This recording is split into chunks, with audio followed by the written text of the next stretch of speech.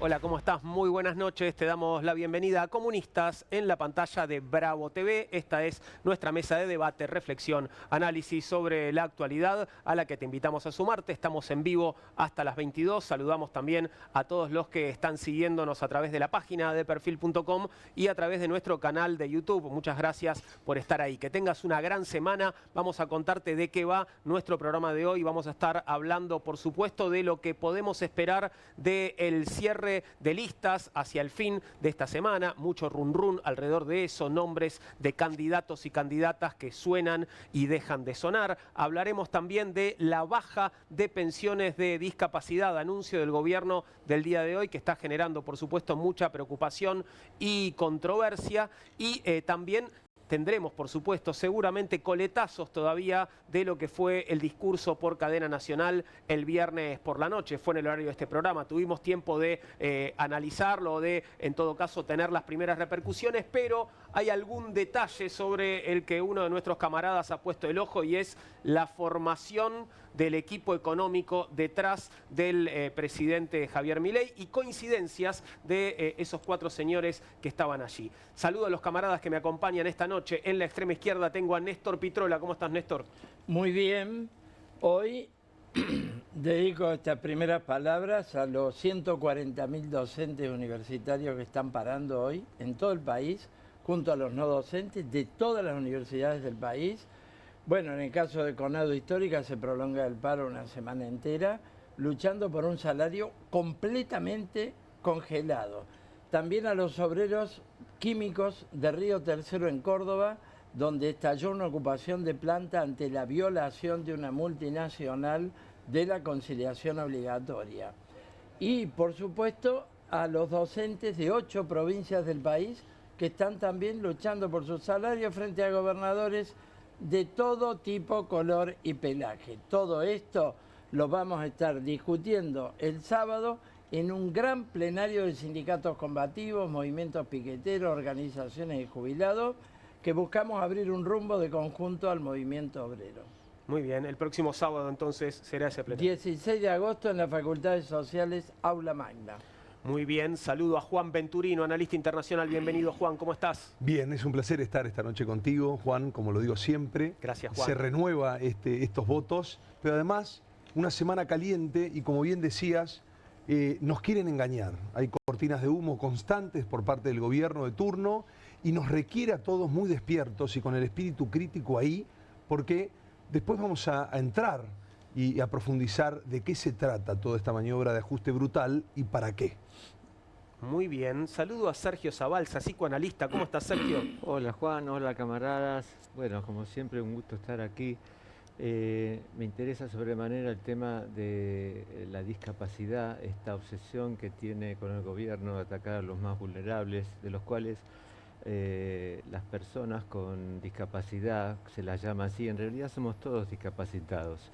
Esta obsesión, esta manera de atacar a las personas con discapacidad no es casualidad, es toda una estrategia, porque lo que está detrás de esto es la señal simbólica de rechazar la vulnerabilidad de las personas. La exacerbación del individualismo propio del neoliberalismo y de su variante anarco se asienta en creer que yo soy yo, y que las cosas que puedo lograr solamente las logro porque las hago yo, que no dependo del otro. Como esto es imposible, quien no logra esto siente culpa.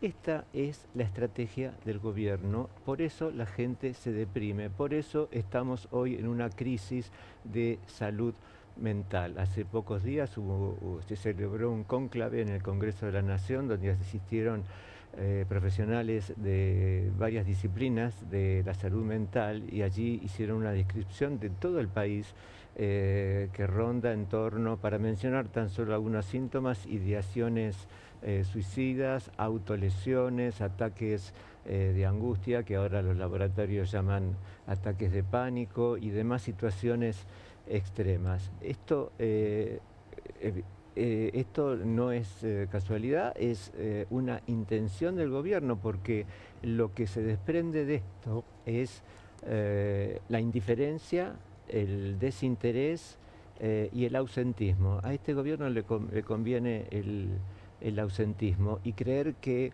vale decir cualquier cosa que da lo mismo. Hay 3 palabras para terminar esta breve introducción, que es perplejidad, anomia y empuje al oscuro sacrificio. Estas 3 palabras quizás las podamos retomar luego a lo largo del programa.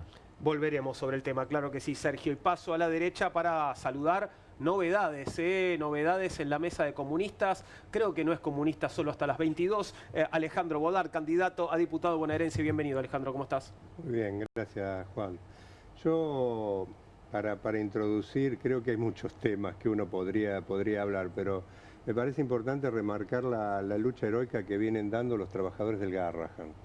Creo que es una lucha que se ha mantenido en el tiempo porque tiene un apoyo social tremendo, pero al mismo tiempo choca contra un gobierno completamente insensible, que así como pasa con el tema de discapacidad y con nosotros, los jubilados, se niega a abrir cualquier tipo de diálogo para intentar solucionar un conflicto que está vaciando a uno de los hospitales más importantes que tiene el país. Incluso se está yendo gente que se ha formado con mucho esfuerzo y con el apoyo social de todo el mundo, y hoy se está yendo porque no tiene cómo llegar a fin de mes, médicos, enfermeros, personal técnico, administrativo. Y como siempre, el famoso verso que tenemos que escuchar, que lo escuchamos en discapacidad, lo escuchamos también en el caso del Garrahan, que es que está lleno de ñoquis. Y yo creo que es importante que la sociedad sepa que es toda una excusa para aplicar un ajuste brutal que tiene un único objetivo, que es ajustar las cuentas para pagar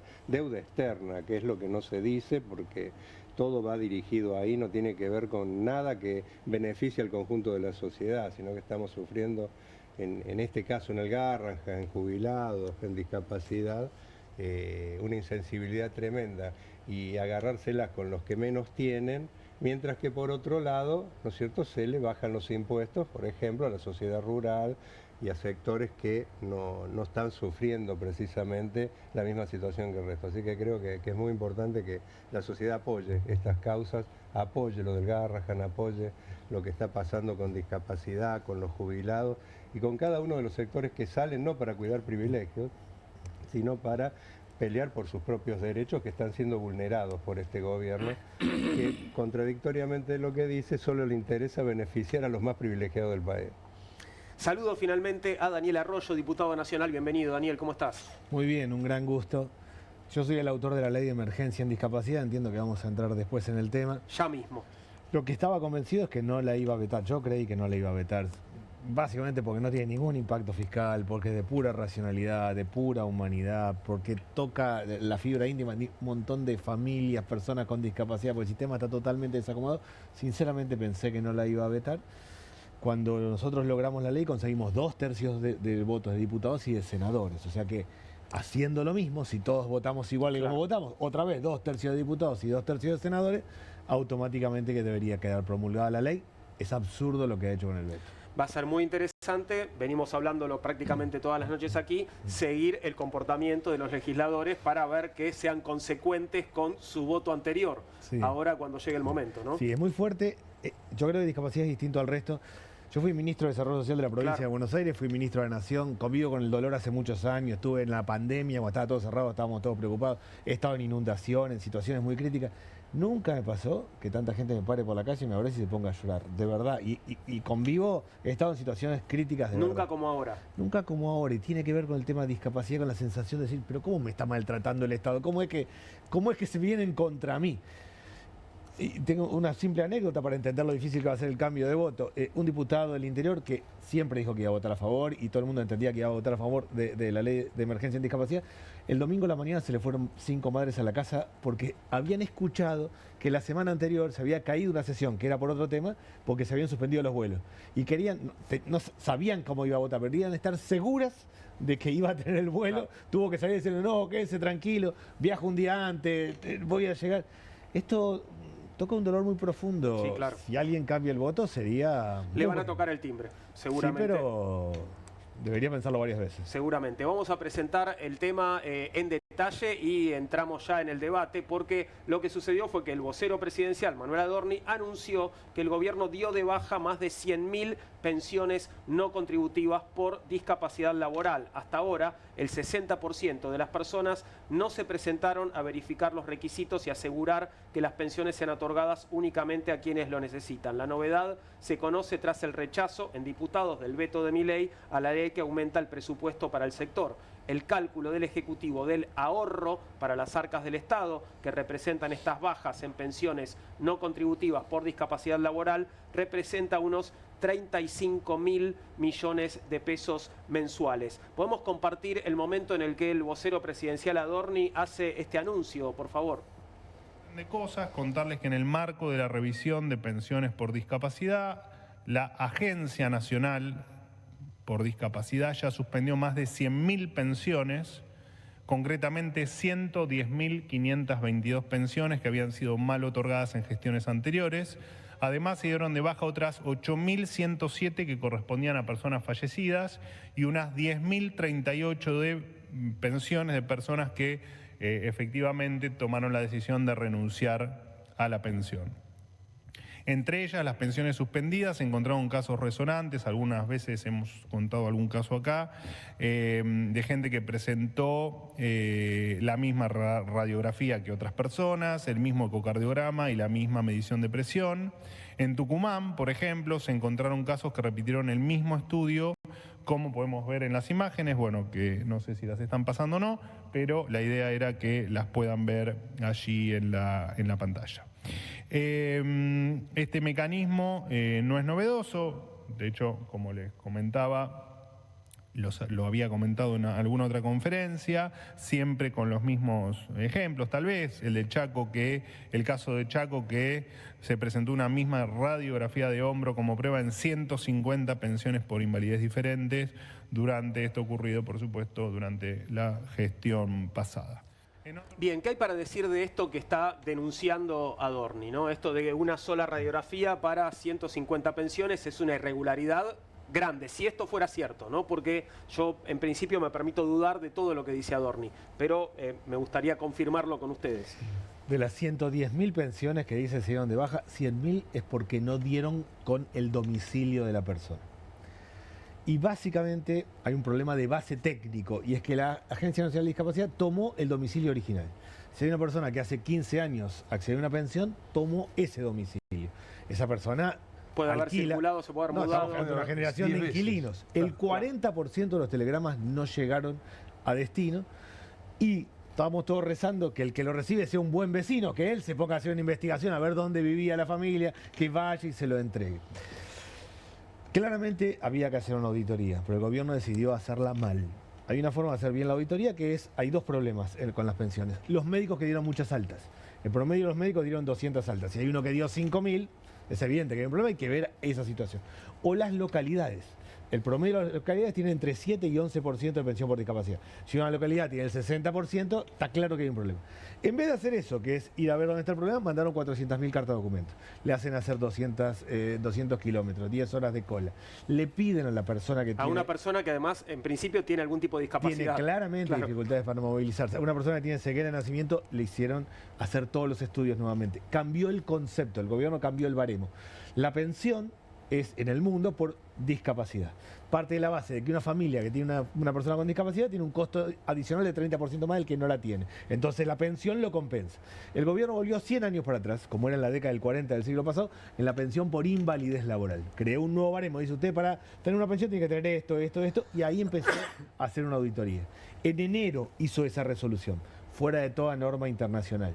Convocó la auditoría. En mayo anuló esa resolución diciendo, quédense tranquilos que nosotros no tomamos en cuenta esto que hicimos en enero, ahora vamos a convocar especialistas y vamos a vincularlos con el esquema internacional. En mayo se dieron cuenta de que en enero reconocieron el error de enero. Sí, que el error de enero agregaba que en la resolución denominaba a una persona con discapacidad como idiota, imbécil, débil mental.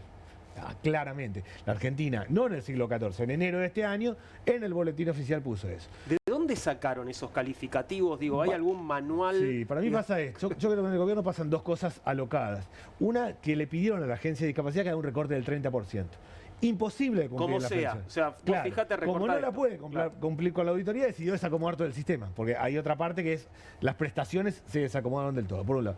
Y segundo, el gobierno le bajó la línea que no se tomen las resoluciones de Naciones Unidas como regla en el gobierno. No por el tema de discapacidad, sino porque no creen en el medio ambiente. De rebote le pega a discapacidad, porque hay una convención de derechos de personas con discapacidad. Como no pueden tomar eso, van 100 años para atrás y idiota, imbécil, débil mental, eran conceptos de salud hace 100 años. O sea, se van absurdamente 100 años para atrás. En concreto, las suspensiones que dio en su mayoría es porque no dieron con el domicilio. La persona va a lanzar y dice, no, usted tendría que haber venido hace un mes. Van, corren de un lado a otro, les falta terminar de dar el alta y poner. Están suspendidas en su gran mayoría. El gobierno, si hay algo que es fácil hoy es encontrar personas. Cualquiera quiere buscar un amigo de la primaria. O sea, la tecnología nos ayuda a eso. Mucho más fácil que en cualquier momento antes. Bueno, le fijó al 40%. Está claro que hay un problema ahí. Y además de eso, intencionalidad se llama. sí, eso. y además de eso, el vocero presidencial, todo esto arranca con el vocero presidencial mostrando una radiografía de un perrito y una colita. ¿Te acordás? Contándonos, El año pasado, casi en el comienzo de cuando su arrancó, gestión. Claro. contándonos que la persona había accedido a una pensión por discapacidad, lo cual no es cierto. Es el Sí. mismo Sí, mecanismo sí, yo quiero- sí. que emplearon en desarrollo social para voltear planes sociales. Claro. Tenés que reempadronarte con un sistema, con esto, con el otro. Es decir, poner en responsabilidad del vulnerable que está recibiendo una asistencia y no en el Estado, que en Sí. todo caso tiene que auditarlos, y voltearon así centenares de miles de planes sociales. Es un mecanismo, lo mismo que denunciaba Alejandro, denunciar que son ñoquis los del Hospital Garrahan, que nunca demostraron. Entonces acá atacan el presupuesto de discapacidad echándole la culpa a los discapacitados, que serían todos, digamos, delincuentes porque están cobrando algo que no les corresponde. Casta también, ¿no? Una Sí. casta, claro, también. El derecho en ese sentido nos echa luz. Es muy fácil, Juan, desde esta lógica. Nunca la excepción se puede transformar en regla. Si hay una persona que incumple su trabajo, vos sancionás a esa persona y de hecho nunca jamás le vulnerás el derecho a la defensa, que es lo único que cualquier juez va de alguna manera a recurrirte. Es decir, vos lo sancionás, bueno, que tenga su derecho a la defensa, aunque efectivamente no pueda defenderse. Imaginemos que dormís en el trabajo, que haces cualquier cosa. Ahora, utilizar el ejemplo de alguien que hizo algo mal para sancionar a todos no resiste la lógica. Este gobierno lo hace todo el tiempo, Bueno, ¿no? pero el problema es esto. ¿El que hace? Invierte la carga de la prueba y dice, bueno, ¿quién nos va a dar? O sea, el Estado cuando presiona, que tiene el monopolio de la fuerza, ¿quién le hace la fuerza? O sea, ¿quién le hace el contrapeso? Para eso están las instituciones. Lamentablemente acá son débiles nuestras instituciones y pasa esto de la confusión de decir, bueno, no, si hubo alguien que adquirió su cosa de discapacidad porque metió la cosa de un perro, ese tipo hay que sacárselo, es indiscutido y va a pasar inevitablemente. Ahora, que vos utilices ese ejemplo para generar humor social y decir a través de ese ejemplo de que todos soñó, que todos viven, de que estamos bancándolo, termina siendo que el tipo que tenés al lado te quiera sacar los ojos. Claro. Esto es lo que está recreando y en este sentido hay que reconocerle algo. Si hay algo que hace bien este desgobierno es mentir, difamar y confundir. Entonces la gente realmente termina, hay un dicho, y con esto cierro, las hormigas vos metés en un frasco 100 hormigas rojas y 100 hormigas negras y no pasa nada. Ahora vos sacudís el frasco y van a comenzar a despedazarse, pero ninguna va a saber quién sacudió el frasco. Esto está pasando en la Argentina en este momento. Están sacudiendo el frasco. Claro. Una palabra respecto de la confusión que mencionaba Juan y del frasco, porque exactamente nos quieren que nos pongamos locos del frasco, Sí. como se le dice a la cabeza. En psicoanálisis, en salud mental, en psiquiatría, esta confusión a la que hacía referencia Juan se llama perplejidad. Es la detención del trabajo psíquico, la imposibilidad de un raciocinio más o menos sensato. Esto genera o violencia o una pasividad mortífera. Por lo menos por ahora, nuestra ciudadanía pareciera que padece esta pasividad mortífera que ha aparecido, por ejemplo, en los marcados ausentismos y en cierto nivel de indiferencia. Junto a la perplejidad hay otra palabra importantísima que es la anomia. Cuando hay un presidente que dice disparates, pavadas, cuestiones anticonstitucionales, y no pasa nada porque las instituciones son débiles, como aquí se ha dicho, se genera la sensación de que no hay leyes o que las leyes se degradan. Esto es la anomia. Entre perplejidad y anomia, esto es lo que intenta instalar la acción discursiva de este gobierno. Lo que pasa es que se puede mentir, pero no por mucho tiempo, porque yo creo que si uno fija las encuestas y un poco el humor social, empieza a haber cambios también con eso. Yo creo que eso es lo que refleja también muchos votos en el Parlamento, de gente que hasta ayer lo apoyaba y ahora, ¿no es cierto?, incluso cambia su voto. Hay que ver, por supuesto, después si los mantiene, pero creo que está reflejando que haya 5 gobernadores ahora que quieren hacer otra cosa, cuando hasta ayer eran los que le daban los votos. Claro. O sea, yo creo que está empezando a cambiar. Pero aparte hay otra con relación a discapacidad hay otro problema, que la ley que se veta no tiene mucho que ver con esto que estamos hablando. Es una hoy. parte, tiene más que ver con las prestaciones. Claro, porque la ley que se veta tiene que ver con las prestaciones, o sea, porque las prestaciones hoy a un transportista le pagan la mitad por litro de nafta de lo que vale la nafta. Por lo tanto, el tipo que tiene que hacer el transporte de todos los discapacitados no lo puede cumplir, y por eso empiezan a ir, en vez de toda la semana, van 2 días. O sea, a los chicos que, por ejemplo, están en los talleres protegidos, le pagan 24.000 pesos y no se lo aumentan desde hace meses.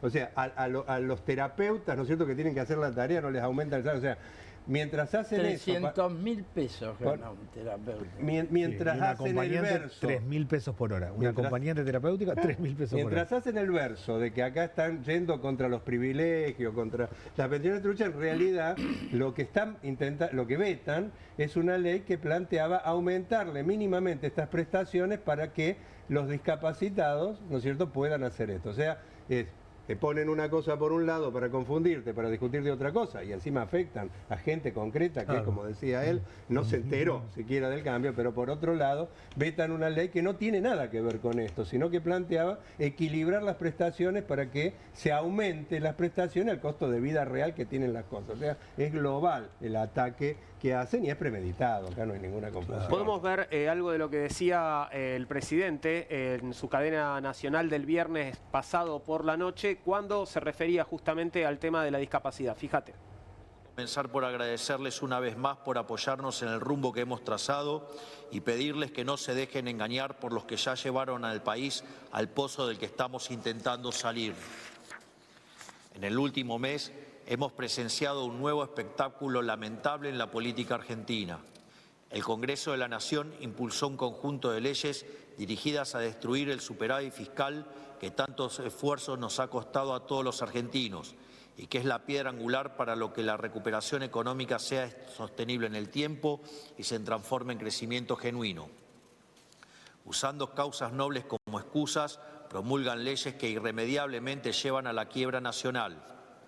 Los proyectos aprobados por el Congreso, si los sumamos todos, que incluye reinstalar la moratoria previsional, aumentar el salario de docente y las prestaciones por discapacidad, entre otros, representan un gasto anualizado de prácticamente 2,5% del PBI. Esto implicaría un aumento del gasto público equivalente a una YPF por año, o dicho de otra manera, implicaría un endeudamiento adicional de más de 300.000 millones de dólares o un incremento de la deuda del Estado Nacional de 70%. Parece una pretensión noble, pero cuando no hay plata no se trata más que un engaño demagógico de parte de la política, que toma a los ciudadanos como idiotas. Pero lamentablemente esto no se trata de que los jubilados, los docentes o los discapacitados tengan mejores ingresos. Esto se trata de poder. Esto se trata de una clase política que hace 2 años perdió el poder y van a hacer cualquier cosa con tal de recuperarlo, sin importar si ello implica destruir la estabilidad que tanto nos ha costado. Bueno, ahí tiraba unas cifras bastante estrambóticas, ¿no? El presidente, cuando hablaba de 300.000 millones de dólares o de la sumatoria de todos estos proyectos que llegaría a un 2,5% del PBI. Sí. Bueno, y para sumar y para que desmientas un número más, Daniel, bueno, comentaba yo al principio que supuestamente la baja del proyecto de ley de discapacidad significaría un ahorro de 35.000 millones de pesos mensuales. ¿Cuáles de todos estos números se acercan a la realidad? ¿Alguno o ninguno? Ninguno. El gobierno es inmune a los datos, dice cosas que no son ciertas, pero el propio Fondo Monetario dice otra cosa. No es ni siquiera que lo decimos los que estamos en el Congreso, el propio Fondo Monetario dice otra cosa. Ordenar las prestaciones en discapacidad, esto es, el que trabaja 4 horas todos los días en un taller protegido cobra 28.000 pesos por mes.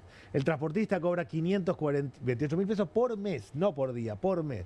El transportista cobra 541 pesos el litro de nafta, te lleva 2 días en vez de 5 días. La acompañante terapéutica cobra 3.000 pesos la hora a 180 días. Trabaja hoy, cobra 180 días, 3.000 pesos la hora. ¿Qué hace? Es una locura. Busca otro laburo todo el tiempo porque no consigue. Los hogares, los centros de día están a punto todos de cerrar. Lo que dice la ley es ordenar todo eso es 0,003 del Producto Bruto Interno. 0,003. Que el transportista cobre la nafta lo que corresponde, que las personas accedan a los medicamentos, que el terapista labure, que el que va al taller protegido pueda hacerlo y que accedan a los medicamentos. No parece un daño muy grande al superávit. No solo eso, no es impacto fiscal, es deuda. Esto pasa porque el Estado no actualizó el nomenclador. En todo el año actualizó 0,5% en todo lo que va del año. Le debe, no hizo lo que tenía que hacer y entonces ahí se fue acumulando esa deuda. Es como si alguien trabaja 6 meses en una empresa y no le pagan. El análisis no es cuál es el costo empresario, sino cuánto le deben al que trabaja. Bueno, esto es lo mismo. El Estado le debe a la familia a las personas con discapacidad. La verdad que es brutal lo que está haciendo, no tiene ningún impacto fiscal. No, creo yo que la idea del gobierno es hablarle al mercado a como dé lugar y alguien dijo vetame todo y esa es la única explicación, porque si alguien se hubiera podido estudiar un poquito, se hubiera dado cuenta. Lo que sí está claro es que el sistema está colapsado. Acá, hay otra explicación. Está colapsado de verdad. Ojo, está roto. Hay otra explicación, porque Daniel desarrolló muy bien el nivel de de absurdidad que hay en esta cuestión. La otra explicación es el mensaje simbólico, sin lugar para los débiles. Claro. El que no se la banca, que se muera. El que no logra, el que no es lo suficientemente fuerte en los términos que emplea esta gente, entonces, bueno, están excluidos. Ese es el mensaje que se envía. Es decir, discapacitados, vulnerables, viejos, chicos con enfermedades graves, es gente para descartarse. Cuando Lilia Lemoyne dijo, ¿por qué vas a estudiar? ¿Por qué te vamos a bancar el sueño de ser médicos? Ella está pensando que si no hay la suficiente cantidad de médicos es porque sobra gente. Para ellos sobra gente. Esto es el mensaje que está enviando y quien no tiene el recurso, la posibilidad de analizar esto, cree que si no llega a fin de mes es por culpa de él mismo. Esto genera depresión. Esto es lo que está hoy padeciendo la salud mental de los argentinos. Claro, pero es un invento de Milei en este sentido. Trump acaba de hacer hace 2 meses un programa para personas con discapacidad. Meloni, Orbán, extrema derecha, yo estoy lejísimo de eso, están haciendo otra cosa en materia de discapacidad. Bolsonaro en Brasil no hizo lo que hace Milei. Claro. O sea, aún vamos a la extrema derecha. No hacen esto. Esto es absurdo. No tiene sentido. Es como, yo veo al gobierno... Aparte hay una mentira total en el discurso. Absurdo. Es absurdo. No es el 2,5 del PBI, es el 1,2. Lo determinó la oficina de presupuesto. Sumando todos los proyectos, ¿no? Sumando con todo el todos paquete. los proyectos. Pero por otra parte, la arbitrariedad es total. Sí. En 600 días de gobierno, ¿saben cuánto pagó este gobierno de intereses de deuda? Claro. 34.800.000.000.000 de pesos. Y bueno, para bajarle la retención a la sociedad rural, no tuvieron que sacarlo con los pies para adelante. Para bajar el impuesto a los bienes personales, tampoco hubo que sacarlo con los pies para adelante. Es decir, él sería una víctima de las víctimas, ¿no? De los jubilados, de los discapacitados, del Garrahan, de la salud. Juan, bueno, es insostenible. hay un tema acá, insisto, esto no es una cuestión económica. Por más que ellos quieran instalarlo como tema, nosotros no le vamos a dar el permiso porque elegimos pensar, nada más que esto. Ni siquiera sacalo de donde estamos parados. Y acá hay una cuestión muy clara y es ideológica. Por eso insisto, ya lo hemos dicho la otra vez, lo volvemos a decir. No tiene que ver con los números, porque la Argentina está sobreendeudada, porque seguimos con un carry trade que es espantoso y porque en realidad lo que quiere él dar el ejemplo, como ya lo hemos hablado, es el ejemplo de la brutalidad en el ajuste. Mientras más brutal sea el ajuste, más, digamos, ilustrativo va a ser el ejemplo, no solo para Argentina, sino regional y para el mundo. Pero insisto, no tiene que ver con una cuestión económica, porque a los números de Argentina esto ni cosquillas les hace. Si vos lo mirás, los números grandes son deuda, bicicleta financiera. O sea, Juan, gente que no conocemos vino a la Argentina a una bicicleta financiera y en el 2024 se llevó casi un 45% de beneficios en dólares. ¿Lo estamos entendiendo esto? Alguien viene con $1 millón a la Argentina en la bicicleta financiera y se lleva casi $1,5 millones. No existe directamente en el mundo. Vos lo contás eso y no te lo van a creer. Este es el experimento de la Argentina. Está funcionando mal. Cuando la gente se despierta se termina esto. Pero digo, ¿quién va a pagar por esa burbuja? Porque esas son LECAP, LECOP, lo que vos quieras, son instrumentos financieros. En algún momento se corta, sabemos eso. ¿Quién va a pagar por esto? Entonces, insisto, no es económica la discusión, es ideológica y él quiere demostrar que puede ser más cruel con la abuelita que se está cayendo. Y además yo creo que es importante poner en debate un tema, que es el famoso déficit fiscal, que ahora parece ser la Biblia de todo esto y que prácticamente no se puede discutir nada. Estados Unidos, por ejemplo, digo que es uno de los países, ¿no es cierto?, que este hombre se ha arrodillado y ha ido, tiene un déficit fiscal enorme. Fenomenal. Es la mayor deuda del mundo, está concentrada ahí.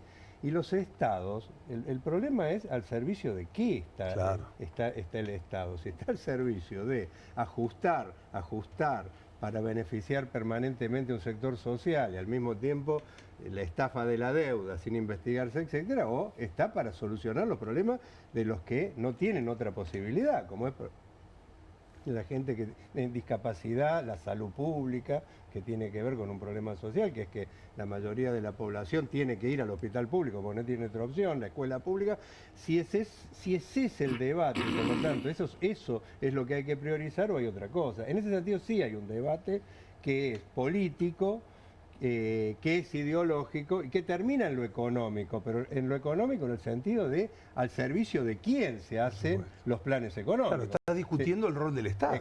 Sí, el rol del Estado y al servicio de qué, los enormes recursos que tiene un país, al servicio de quién están. Si están al servicio de un 1%, que es el que se lleva todo de una manera u otra. Le acaban de sacar, por ejemplo, a la minería todo tipo de impuestos para que puedan llevarse lo que quieren, la ganancia y lo que quieren. Acá, si venís acá, viene una empresa extranjera, explota una mina de oro y tiene X ganancia, se la lleva y no deja absolutamente un peso. Ahí no hay un problema de déficit fiscal, no hay un problema de nada. Claro. Porque es un lugar, ¿no es cierto?, de eso que podría dejarle al país X beneficio. Ojo, no viene de ahora, también hay que decirlo, porque en los gobiernos anteriores, las mineras, a simple declaración jurada, decían esto es lo que produzco, lo que me llevo, y el 1% para no es pero este ya es brutal, porque este lo hace de manera general. Entonces yo creo que el debate acá es para quién se gobierna, quiénes están detrás de todo este plan, que son un poco los mismos que estaban en la época de la dictadura, los mismos que han estado,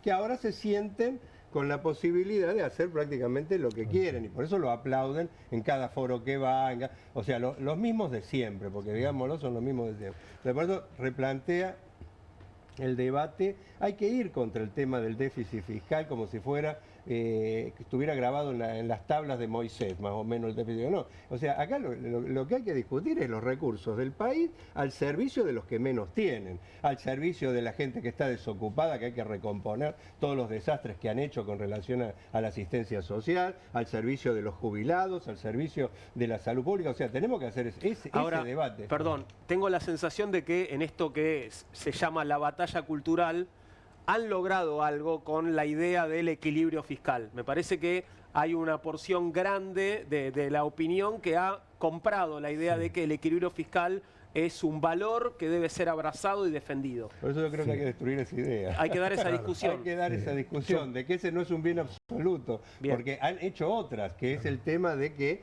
acá hay que terminar con todo lo que tiene que ver con las ayudas sociales, que eso... Y una cosa que a la filósofa Lemoyne, dijo que acá se citó, hizo una declaración anteayer diciendo, ya más a la defensiva, no tan ofensiva, diciendo, bueno, hay que decidir. Hay dos opciones. O bancamos a los discapacitados y perdemos todos, o dejémoslo que se jodan, se jodan para así estar bien todos. Que es como que, ¿me entendés? O sea, el problema ya no es cómo se administra y cuáles son las prioridades, sino que hay que sacarse de encima todo lo que jode, en general los pobres, no los ricos, ¿no es cierto? Para un futuro ideal que no va a venir nunca, ya lo conocemos. Igual ya ganaron, ¿eh?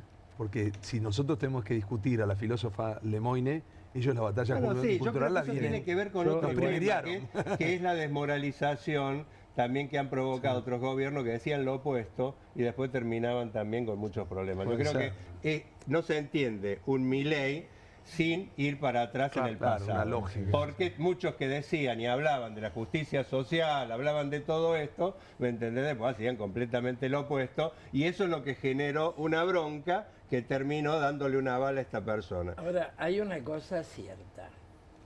La cadena nacional fue un acto desesperadito. Perdieron 12-0 en el Congreso y vino una cadena nacional de golpe. Que no miró nadie. Donde poca gente, donde el ultimátum es me sacan con los pies para adelante. Es un síntoma de debilidad. Es un ultimátum. ¿No? Vamos contra esto. Ahora, al movimiento popular, una alerta. Porque los votos se pueden dar vuelta. Los gobernadores ya lo hicieron. Pasó con las grandes movilizaciones de la universidad del año pasado y terminó cayéndose los vetos. Consiguió 87 héroes. Claro, y como hay dos leyes que tienen que ver con los ATN y el impuesto a los combustibles y el reparto, acá va a haber una negociación. Entonces, lo vamos a ganar en la calle, como hicieron los papás y mamás y prestadores de la discapacidad. Lo vamos a ganar en la calle los trabajadores del INTI, como está luchando el Garrahan, que mañana tiene una nueva asamblea y va a una nueva medida. Quiero decir, este Parlamento no ha dado estar a la altura, no ha dado muestras de estar a la altura. Acá tenemos el DNU 70 vigente, tenemos la ley base, tenemos todo lo que tenemos, ¿no es cierto? Entonces hay una defraudación política que es muy profunda y que tiene que ver con el gobierno y con la oposición que le ha permitido hacer todo esto. Ya que hablabas de esto, ya te escucho, Daniel, pero hablabas del momento del discurso en el cual el presidente advierte que lo van a tener que sacar con los pies para adelante. Lo revivimos y te escucho, Daniel, por si no viste esta parte de la cadena nacional. Es decir, aprobar todos estos proyectos del Congreso implica ni más ni menos que volver el tiempo atrás y volver a la Argentina del pasado, del empobrecimiento y de la decadencia. Es decir, tirar a la basura todo el sacrificio de este año y medio que hemos hecho los argentinos, hipotecando el futuro, un negocio solo para los políticos. Quiero ser muy claro con algo, no hay ninguna posibilidad de que yo permita que esto suceda. No vamos a volver atrás, no vamos a volver al pasado, no vamos a volver al sendero de la decadencia. Y al Congreso le digo, si ustedes quieren volver atrás, me van a tener que sacar con los pies para adelante. Argentinos, no podemos seguir haciendo lo mismo de siempre y esperar resultados distintos. Si queremos que la inflación... Esta frase me llama siempre la atención porque el presidente la cuenta como si él estuviera haciendo algo diferente a algo que se hizo en el pasado. Yo creo, a mí me parece que pasan tres cosas. Uno, yo creo que hay un cambio de humor social hoy, que no se traduce en voto, pero lo hay. Hace un año, alguien que no tiene nada que ver con el tema de... Por eso, se traduce en no voto, justamente. Lo que yo creo es, primero, hace un año yo le decía a alguien que no tiene nada que ver con el tema de discapacidad, le contaba lo que estaba haciendo, me decía, y ahí hay un curro. Hoy le cuento a alguien que no tiene nada que ver con el tema, me dice, qué mal que la pasa esa gente. Hay un cambio de humor social. Hoy se traduce en no voto. no en quiero generar una alternativa. Hay una sociedad enojada con el gobierno, pero muy enojada con la oposición, y ahí está parte del problema. Lo segundo, yo creo que hay un fenómeno de implosión social, de mucha gente que revienta para adentro. Uno no le alcanza, no llega, está endeudado, está complicado. Eso se traduce en violencia. Yo estoy mal, sacado, complicado, me rozo con alguien en la calle y a los 2 minutos estamos a los golpes, a los tiros, no sabemos por qué. El presidente del gobierno incentivan eso, porque encienden la mecha. En vez de decir, che, serenémonos un poquito, tranquilicemos, encienden la mecha. Y yo le pondría mucha atención al endeudamiento de las familias. Para mí, la crisis social en Argentina va a venir por el endeudamiento. Todo el mundo debe guita, porque paga mucho de luz, gas, agua, alimento, transporte, medicamentos, se endeuda para vivir. Luego toma otra deuda para pagar la deuda y ahí viene el sobreendeudamiento. Boric, que es presidente de Chile, porque hubo un gran conflicto de endeudados. Ahí la gente se endeuda para estudiar, es distinto acá. Pero yo le pondría mucha atención al endeudamiento. Para mí todo eso va generando una tensión que hoy es no voto, hoy es no me gusta a nadie, no quiero saber nada. Lo desconcertante pero va es pasando que algo. esa deuda genera culpa en las personas. En lugar de decir, bien, estoy siendo explotado por un presidente nefasto, me siento culpable de tener deudas. Esto es el logro de este No, pero hay discurso. una buena... Tuvimos un buen fallo de la justicia. Hay una jubilada al que le dieron 5 créditos permanentemente. Una financiera se avivó, le da un crédito, no podía pagarlo. Otro, se perdió la persona. La justicia le dijo, mire, ustedes están pasando de rosca, ahora tienen que indemnizarla. Nosotros hicimos un estudio, el 85% de la gente no sabe cuánta plata debe. Sabe lo que tiene que pagar de cuota el día 10. Pero se le hizo una bola, le debe a él, acá, allá, se le hizo una bola. Yo le pondría atención. Para mí están pagando alimentos en el supermercado en cuotas. Eso es final. Sergio, no, el problema de la salud mental en relación a lo que dice Daniel, ¿no? Digo, esto... Todo lo que está refiriendo, los testimonios que está trayendo Daniel tiene que ver con la salud mental. La persona con la que te encontrabas, Daniel, en la calle, que estaba llorando, esto tiene que ver exactamente con... la salud cuadros de mental. depresión, ¿no? Bueno, actitudes suicidas, en fin, todo esto. Autolesiones, claro. Exactamente. Es decir, que toda esa bronca que estaba mencionando también el diputado vuelve hacia sí mismo, Claro. Que es lo peor. Pero hay otra cosa que vos habías mencionado. Respecto de la anomia y de la paradoja, respecto de las personas que todavía sostienen que creen en esto del superávit fiscal. Hay algo desde el punto de vista psicoanalítico, que es uno más, tan discutible como otro, pero es el que aporto aquí. Hay algo muy oscuro que es la vocación de sacrificio cuando ya no sirve para nada. Los seres hablantes somos tan raros que podemos dejarnos hipnotizar por personajes nefastos y inclinarnos hacia sacrificarnos. Las guerras más miserables que se han dado en la humanidad se han producido por esto, es decir, millones de personas que se entregan a un sacrificio. La mención al genocidio que hizo este presidente nefasto hace poco tiempo, pocas horas, no es casualidad. Permítame leerle algo. Lacan, un psicoanalista famoso, decía esto.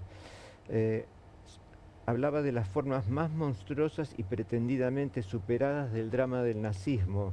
Es decir, que esto sigue. La ignorancia, la indiferencia, la desviación de la mirada puede explicar bajo qué velo sigue todavía oculto este misterio, el testimonio, la presencia de eso que aquí llamo el Dios oscuro, la vocación del sacrificio. Digo para tenerlo en cuenta porque si todos aquellos que queremos campo nacional, popular, izquierda, lo que fuere, que queremos un país justo, si no tenemos en cuenta estas oscuridades de las personas, una y otra vez no vamos a poder salir de estos altos y bajos que los países venimos sufriendo. Antes de salir del tema de la cadena nacional, quiero detenerme en un detalle que nos señalaba aquí el camarada Juan Venturino, y tiene que ver con la imagen del entorno presidencial durante el discurso. En la cadena nacional que encabezó el presidente Javier Milei, un dato relevante pasó inadvertido, salvo el propio mandatario. Todos los funcionarios que lo acompañaron en escena tienen un pasado laboral en el gigante financiero JP Morgan. Ahí los tenés señalados. Entre los nombres que se destacaron en la transmisión oficial figuran Toto Caputo, José Luis Daza, Santiago Bausili y Vladimir Werning, todos con una extensa trayectoria dentro del banco estadounidense, un actor clave en las finanzas globales y con enorme influencia en la economía argentina. Ahí tenés, bueno, algo así como un breve resumen de currículum, ¿no?, de cada uno de los 4 acompañantes del presidente, todos con trayectoria y más o menos en los mismos años, ¿no? No solo la gran trayectoria, sino los altos cargos que han tenido para ser argentinos, latinoamericanos, no solo, digamos, con una comunión de intereses, fíjate que más o menos todos desde el 92 en adelante, los 90, sino además la lógica, ¿no?, de lo que estamos hablando. Yo diría que acá es la imagen más cercana a los jinetes del apocalipsis. O sea, no puede salir nada bueno de esta reunión porque no existe la posibilidad. Fíjate vos, estamos hablando de JP Morgan, un actor, digamos, de peso en la banca de Estados Unidos y además el principal ejecutor de que hoy tengamos la bicicleta financiera y lo único que está funcionando en la Argentina son las mineras y el tema financiero. Todo lo demás está roto. Digo, qué casualidad, ¿no? Entonces, en esta imagen creo que se resume todo y fíjate, además sale él en el medio por no haber estado en JP Morgan muy enojado, ¿no? Bueno, sí, es así, el tono presidencial.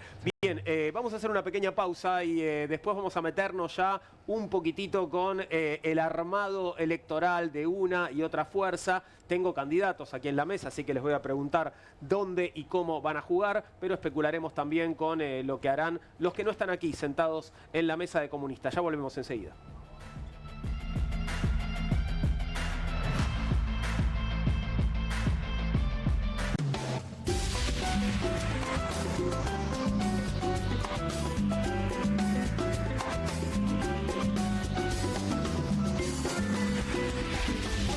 Con movimientos circulares. Tu rutina de skincare te debe traer muchos seguidores, pero este baño te los quita. Pero si yo ya limpié mi inodoro con Harpic. Sí, pero te falta el resto de las superficies. Necesitas el Harpic Baños. El rojo, que saca manchas difíciles, desinfecta y deja impecable tu baño. Para cualquier desafío que te dé el baño, nada mejor que Harpic. En casa lo cuido yo. Y afuera lo protege Spadol. Porque la mayor cantidad de infecciones ocurren a través de las manos. Y solo Spadol con su fórmula superior te provee de 12 horas de protección, asegurándote que tu familia permanezca protegida y vos sin preocupaciones. Spadol, protección que te acompaña. QR, con la conducción de Paulo Caruso y gran equipo. La síntesis del día para un público que valora el periodismo crítico. QR, de lunes a viernes a las 22 por Bravo TV. Bienvenido a todo Latinoamérica. Caras TV llegó a DirecTV, el canal de las celebridades. Entretenimiento exclusivo las 24 horas del día. Más Caras, con la conducción de Héctor Maugeri.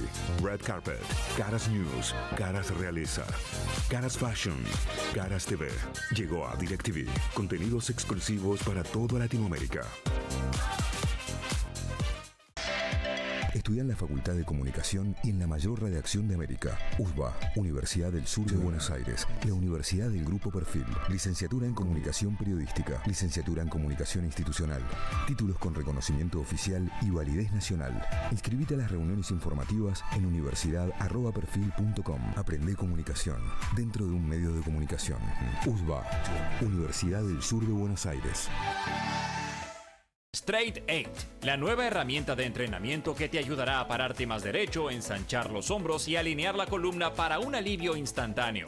Todo mientras ayuda a reducir el malestar por encorvarse. Desde el momento en que te lo pones, tu postura comenzará a cambiar. El secreto son sus 8 puntos de apoyo que se involucran en la espalda baja, espalda media, hombros y cuello, trabajando juntos para una alineación perfecta, desarrollando memoria muscular que te enseñará a pararte derecho por años. Me veo más alto, sumo el estómago, me veo en forma. La gente me pregunta si adelgacé, pero es por el Straight 8. Straight 8 es ultra cómodo, enriquecido con fibras de cáñamo que absorben la humedad para que puedas usarlo todo el día sin sudar. Se ajusta fácilmente para que pueda usarse por hombres grandes y corpulentos hasta mujeres pequeñas.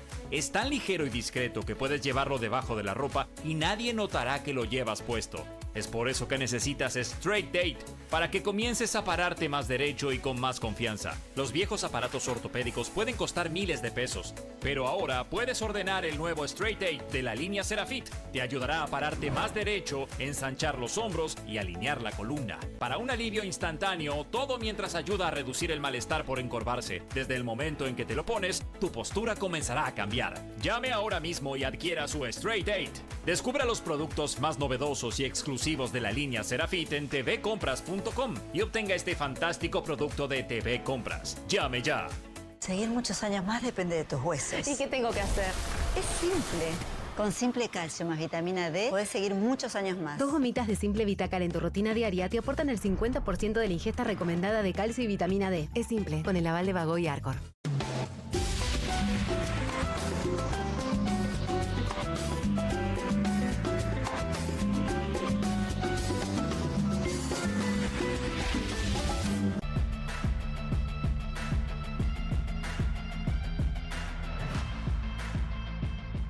...21:20, continuamos con Comunistas, segundo bloque, y vamos a hablar de candidaturas, pero antes me quiero sumar a una conversación que estaba dándose aquí en el corte, porque se habló de Diana Mondino. Se habló de Diana Mondino, de su entrevista con la cadena Al Jazeera, de, bueno, declaraciones incómodas allí, en todo caso, para el presidente. Yo solo quiero decir esto...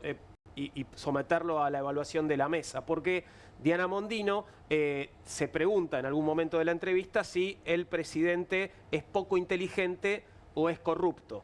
Es la misma persona que, siendo canciller, no pudo decir con qué chino se había reunido porque los chinos son todos iguales. Y este es un textual de una persona que fue canciller. Entonces, que esta persona esté juzgando la inteligencia de otra, a mí me parece... que es algo que debe ser puesto, bueno, claro, por lo menos a evaluación. Debería ser juzgado. Pero yo creo que esta respuesta tuvo que ver con la realidad. De acuerdo, ahora... Esta tuvo que ver. Bueno, pero digamos... un presidente altamente sospechoso de haber hecho una maniobra impresionante de corrupción que se está probando en la justicia de los Estados Unidos. Sin ninguna duda. Yo solo quería señalar la inteligencia de Mondino. La justicia no sirve para nada... porque es la impunidad del poder, ¿no? Y además la Mondino de aquel momento, cuando dice... no sé con qué chino me junté, los chinos son todos iguales. Es la canciller, sí, ¿entendés? O sea, es mucho. Apunta a esto, generar la sensación de que se puede decir cualquier cosa, cualquier absurdo, da lo mismo.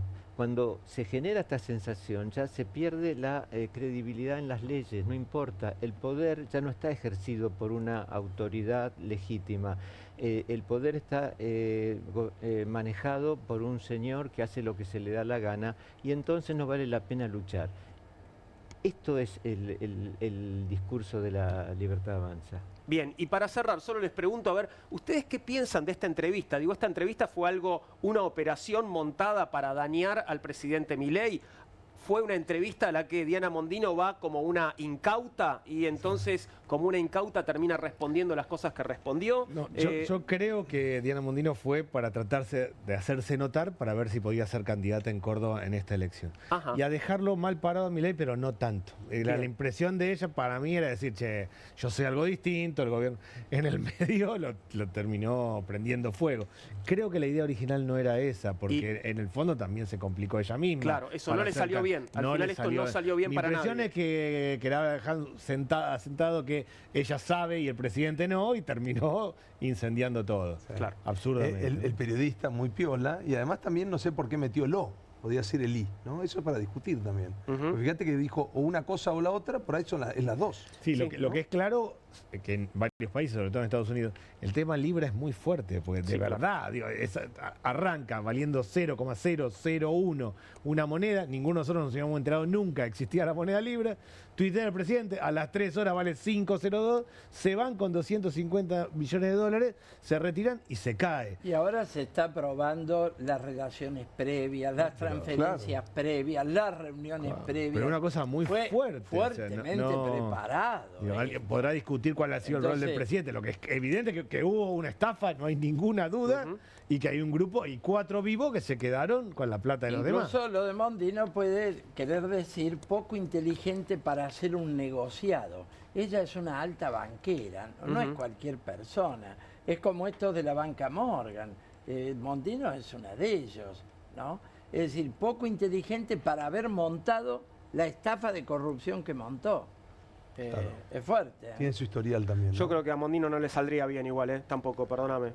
No, probablemente. En fin, vamos a entrar ahora sí en el tema de las candidaturas, lo que se viene, qué podemos esperar. La inminencia del cierre de listas para las elecciones legislativas de octubre genera movimientos y tensiones en el gabinete de Javier Milei. Patricia Bullrich ya confirmó que encabezará la nómina de senadores de La Libertad Avanza en la ciudad de Buenos Aires, mientras otros ministros se resisten a dejar sus cargos o enfrentan un futuro incierto. Tras sellar la alianza con Mauricio Macri en la capital, Karina Milei, jefa del armado electoral libertario, definirá antes del domingo qué funcionarios pasarán a la arena legislativa y quiénes conservarán sus puestos. Bullrich aceptó la candidatura con la mira puesta en dos objetivos: disputar la jefatura de gobierno porteña en 2027 o ser compañera de fórmula de Milei ese mismo año. En paralelo, Karina Milei evalúa contrapesos a la influencia de Bullrich. Entre los nombres que suenan figuran Federico Sturzenegger, ministro de Desregulación, y Luis Toto Caputo, titular de Economía. Ambos levantaron su perfil en las últimas semanas, aunque públicamente rechazan la idea de ser candidatos. En el entorno libertario también se menciona a Federico Furiase, actual director del Banco Central y hombre de confianza de Caputo, como posible acompañante de Bullrich en la boleta al Senado. Y espera que paso del otro lado también para contarte que el Partido Justicialista inscribió su Frente Fuerza Patria en 14 de las 24 provincias de cara a estas elecciones y tiene por delante esta semana la difícil tarea de confirmar las listas en medio de una frágil unidad. La puja principal se da en territorio bonaerense, donde la cabeza de la categoría diputados será la más peleada por los sectores que responden a la expresidenta Cristina Kirchner, al gobernador de Buenos Aires, Axel Kicillof, y al líder del Frente Renovador, Sergio Massa. El Frente Patria Grande de Juan Grabois no se sumó en el cierre de listas a Fuerza Patria y tienen que decidir si irán por afuera o por dentro de la alianza. La situación es tan compleja que afirman que no está prevista ninguna reunión y que las candidaturas se resolverán a último minuto del domingo. Bueno, complicado parece el panorama en Fuerza Patria para el cierre. No sé si tenés datos de esto, Daniel. No, datos ninguno. Creo que se va a resolver los últimos 5 minutos seguramente. Dos cosas. A mí me parece que hasta acá lo que va a pasar... la luz también? Esperemos que no, esperemos que esta vez no, que veremos esta vez no. Creo que dos cosas. Primero, el no voto en la mayoría de los casos. Y segundo, que los que ganan, ganan con el 30% de los votos. O sea, acá no había nadie ha arrasado, sacando Formosa, que es un caso muy excepcional, nadie ha arrasado en las elecciones. Poco porcentaje de votantes, dispersión, el que gana saca 30%, el segundo sale 28, 24%. Me parece que el peronismo claramente va a ir unido, entiendo que va a terminar construyendo una unidad. Veremos eso qué representa. ¿Qué pasará con Patria Grande, con la fuerza de Grabois? Creo que va a terminar dentro del peronismo y que va a terminar armando un esquema único. Mi van camino a eso. Yo quisiera que nadie se tiente con hacer una campaña en términos blanco-negro. La campaña no es decir el otro es malo, aquel es horrible, sino es hablarle al que se levanta a las 5 de la mañana a tomar el colectivo, a la persona con discapacidad, al laburante, al pyme, al docente. Yo espero que sea una campaña no de blanco-negro y tratar de polarizar, sino de hablarle a la vida cotidiana, que es lo que no está pasando hoy. Y yo creo que está rota la relación de la sociedad con la política, porque la sociedad siente que la política habla de temas que no hacen a la diaria. ¿Y qué hay detrás de los movimientos, detrás de las candidaturas en el oficialismo? Porque da la sensación de que a veces, en algún caso, la candidatura de un ministro puede ser una herramienta para sacarlo del gabinete, digamos, ¿no? Y en otros casos, al revés, ¿no? Sí, y candidaturas testimoniales, esta lógica de probar a ver cómo está, esta idea, ¿no?, que suena como nombre, a veces juegan también a las escondidas. La realidad es que, digamos, la política hoy debe recibir un mensaje claro de que este ausentismo en las elecciones fue una señal y este agotamiento no es exclusivo de la Argentina. Ahora, este fenómeno que se está dando de la gente yendo a votar con B larga, que significa sacar o a vetar por veto, pero no de votar por electivo, por elección, por la afirmativa, está dando una señal clara de que hay un agotamiento, de que la gente está cansada y que no se siente representada.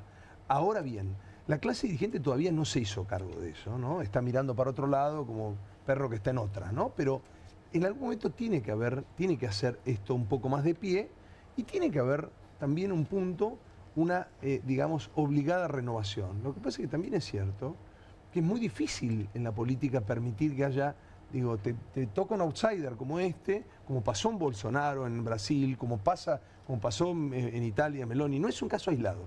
Lo que digo, el cansancio, el hartazgo de lo conocido ya es un dato no menor. La Argentina no escapa a eso.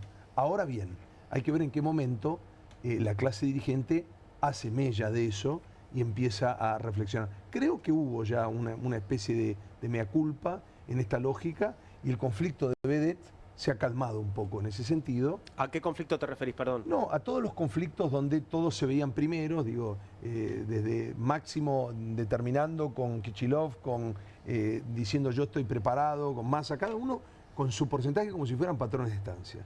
Y acá la realidad es que la patria está en peligro y hay que hacer cualquier cosa menos no salir a defenderla. Insisto en este punto, ¿no? Estamos muy cerca de una disolución, hay olor a 2001. Esto no es para decir, digo, hay ciertos elementos económicos y sociales que podrían apuntalarse y entonces deberíamos todos estar por lo menos más cuidadosos, no tanto pensando en qué banca voy a ocupar, sino desde dónde puedo venir a servir. Porque en última no son más que servidores públicos, digo, ¿no? Los que juegan o los que jugamos, digo, porque hay política partidaria y apartidaria, pero todos con cierta, digamos, compromiso y responsabilidad, te diría, Juan. Ahora, a mí me parece que hay que ir un poquito a fondo.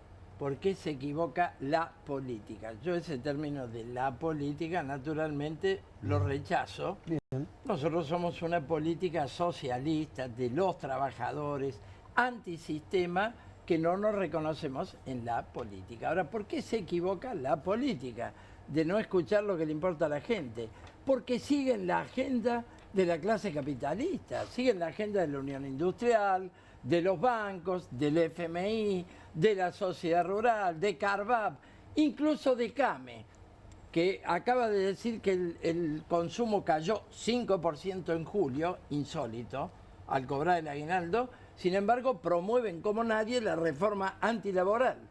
Es decir, acá hay una agenda de ataque a las grandes masas populares. La reforma antilaboral, la reforma antiprevisional, los impuestazos porque vienen por el gran IVA para seguir bajando impuestos. ¿A quién le va a bajar impuestos? ¿A Doña Rosa con el IVA? No.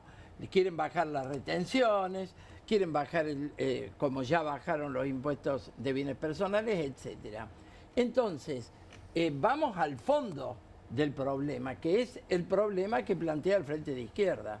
Ojo, yo creo que acá puede haber un giro político.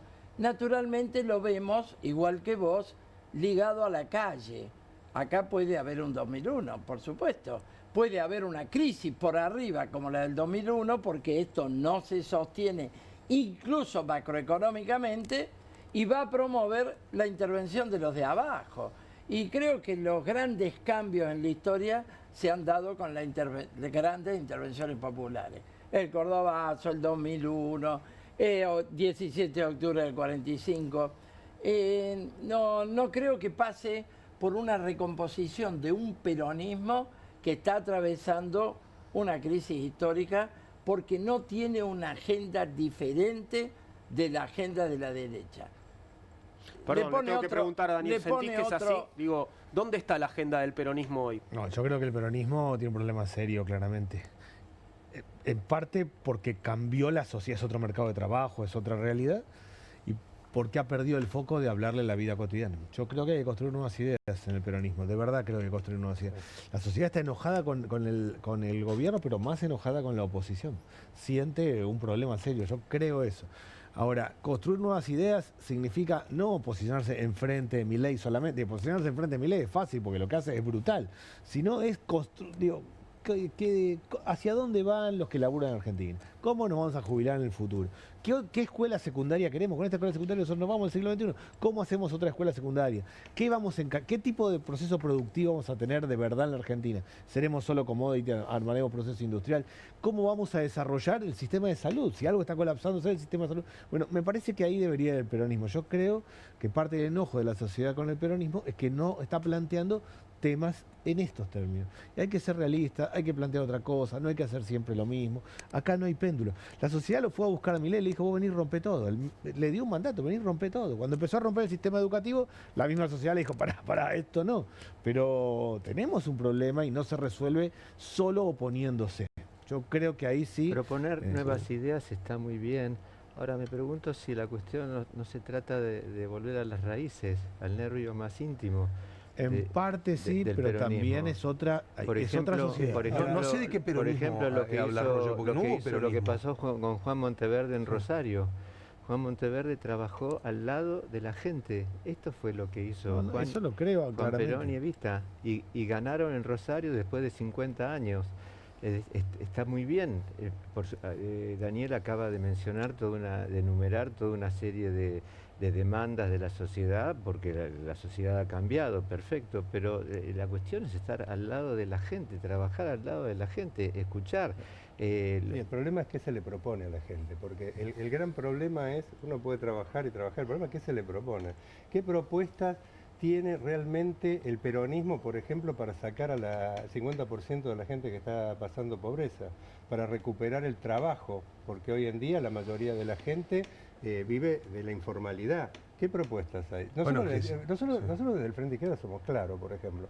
El que dice que puede solucionar los problemas del país y se propone para solucionarlo, sin tocar 4 o 5 cosas clave, le miente a la gente y se le miente conscientemente. No es que es una mentira por error. Por ejemplo, el tema de la deuda, que nadie discute la deuda. La deuda es todo lo que le está haciendo Milei es para pagar deuda. 34.000 millones de dólares hay que pagar el año que viene. Todo esto, que es lo que no se dice, después está el verso de lo que... O sea, ¿y qué se va a hacer con la deuda? El que no toca ese botón le miente a la sociedad, porque no va a solucionar ningún problema si no se toca el problema de la deuda. 2, ¿de dónde sacar plata? El tema, una vez se puso un impuesto a los ricos. O sea, si no hay una política permanente de ajustar a los que obscenamente acumulan ganancia para solucionar los problemas, no hay salida. ¿Qué se va a hacer con el comercio exterior, por ejemplo, que está hoy dominado por las corporaciones? En un momento tuvimos un comercio interior centralizado, que es la clave para tener un proyecto de país. ¿Qué se va a hacer con la banca? Hablando de, por ejemplo, lo que hace la banca extranjera y la banca nacional, que es la que controla... Bueno, pero eso quedó intacto desde la dictadura. Bueno, pero por entonces eso, tenemos que revisarlo. Pero nadie lo quiere tocar. Pero tampoco... no figura en el programa, pero eso no fue de ninguna de las variantes del peronismo. Solo figura pero es que eso no fue peronismo tampoco. Tocar esto. No fue peronismo eso. No, pero lo último, es, hablando ni Alberto, pero ya sé, usan eso porque sirve, pero la doctrina está muy lejos de todo eso. Cristina y Néstor hacían bandera de que lograron pagarle al Fondo Monetario Internacional como si esa fuera la salida para el país. Al mismo tiempo, lo que no se dijo que en ese periodo se pagaron más de 300.000 millones de dólares en concepto de deuda. Lograron el 70% de quita. Ahora, yo la pregunta pero yo lo que te digo es lo siguiente. Si en vez de haber pagado esa deuda, con ese dinero se hubieran solucionado los problemas sociales, ¿vos creés que estaría Milei? No, claro. Porque Milei está sobre el deterioro y el fracaso de todo lo anterior, porque más allá del palabrerismo, se terminó gobernando para los mismos de siempre. Y ese es el problema central que hizo que un sector de la sociedad dijera basta. Y hoy está diciendo basta con Milei, porque lógicamente Milei no le soluciona ningún problema. En la abstención, ojo, que recordemos que el 2001 fue precedido por una gran abstención, pero después hubo una salida, que fue la salida de la gente en la calle. Lamentablemente, eso no terminó en un cambio de fondo. El famoso que se vayan todos, terminó en un reciclaje que volvieron. ¿El próximo 2001 va a ser parecido? Bueno, tenemos que discutir si vamos a volver a lo mismo o nos vamos a abrir a un cambio. Yo creo que el único cambio en esta Argentina es adoptar 7, 8 medidas que hoy solo las plantea el Frente de Izquierda. Solo las plantea el Frente de Izquierda. Entonces discutamos si es posible un país para las mayorías sin tomar esas medidas, sin el tema de la deuda, el tema de la banca, el comercio exterior, impuestos a los ricos, sin privilegiar la salud, la educación, el trabajo. La soberanía energética, sin discutir 6 horas para que trabajen todos. Ahora, todas esas batallas juntas no veo cómo darlas tampoco. Es que, el poder duro no hay salida para el país. Pero el poder duro, pero el poder duro no sé si está en condiciones, digamos, de recibir esa afrenta y quedarse quieto. Digo. En general vos tocás a uno, le tocás las nalgas a uno. Ahí es donde hace falta hacer fuerza social. Por eso y ser coherente. Claro, pero no estaría siendo tan fácil. Y tal vez un consenso un poquito más grande que el del frente de izquierda, ¿no? Bueno, porque no te quepa ninguna duda. El frente de izquierda llama porque hasta ahora, a esto, y llama a crear una fuerza social lo más grande posible, pero para tomar esta medida, porque si no se toman estas medidas, no hay salida para el país. O sea, va a haber más pobre, más miseria. Y la historia nos dio las herramientas para la respuesta colectiva, porque Milei quiere volver a la Argentina del siglo XIX. La Argentina de los conventillos, de trabajar 16 horas por día. Ahora, esa Argentina creó los sindicatos, organizó a los trabajadores. Hoy esas herramientas colectivas están prostituidas. Es decir, que la izquierda también tenemos el foco puesto en que los trabajadores recuperen esa historia que llevó a terminar con la Argentina de los conventillos del siglo XIX. Me parece muy importante. Está prostituida en manos en general de diferentes variantes del peronismo, lo cual está mostrando un agotamiento histórico. Por más que no se quiera reconocer, pero es un problema. Pero ahí coincidimos. Por ejemplo, hay una debida renovación sindical. Por ejemplo, ahí coincidimos. Yo estoy a favor de los sindicatos y con una renovación de los viejos que ya no sirven, los que ya se han transformado en empresarios. Ahora, ¿cómo hacemos para atender todas esas cuestiones juntas? O sea, me cuesta pensarlo. Esto es el punto. Digo, en general, cuando vos tenés el monopolio del poder y de la fuerza, vos podés tocar una o dos fibras íntimas y reaccionan. Ya lo hizo el campo cuando le tocaron algo de sus beneficios. Digo, Chile hoy está gobernado por Boric, pero viene de lo anterior donde dijeron, vamos a tener que repartir algo. La esposa del presidente salió un audio diciendo, bueno, al final parece que fueron los aliens. No, campeón, no podían pagar el colectivo, no podían pagar el tren en Chile, que encima lo contaban hacia afuera como si fuera un milagro regional. Era un desastre. Le daban bien los números, pero un desastre. Chile era un desastre hacia adentro. Entonces digo, la discusión de este cambio profundo me cuesta pensarlo de un día para otro. Y lo que digo es, eso no era peronismo, era cualquier cosa menos peronismo. Y sí creo que vamos a tener que construir un consenso muy amplio.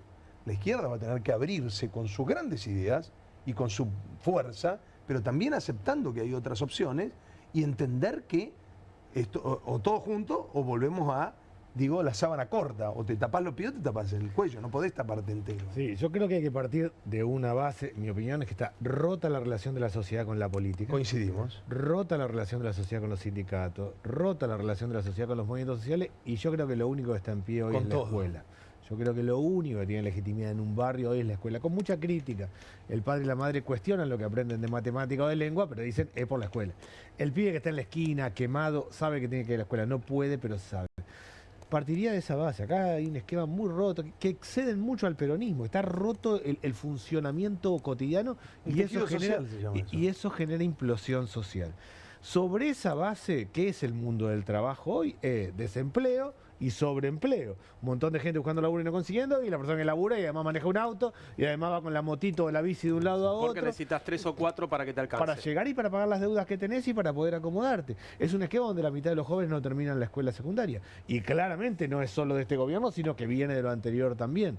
Sí, en los municipios de Gran Buenos Aires, dirigidos por el peronismo, los municipales ganan 300.000 pesos. Pero es que yo creo que vamos a hacer el peronismo en este sentido. A mí me parece, se ha desacomodado un modo de funcionamiento en la Argentina. Y lamentablemente lo captó una cosa muy loca y extrema, lo bestia, que es nada de Estado y todo mercado, que es lo de Milei. Pero venía desacomodándose. Y es una sociedad que le dijo varias veces a la política, genera un cambio. ¿No lo generaste?